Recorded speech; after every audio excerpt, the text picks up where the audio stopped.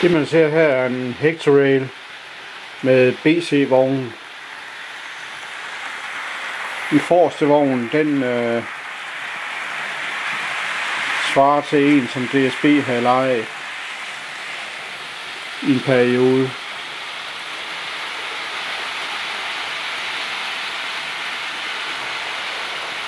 I forbindelse med skisportstog.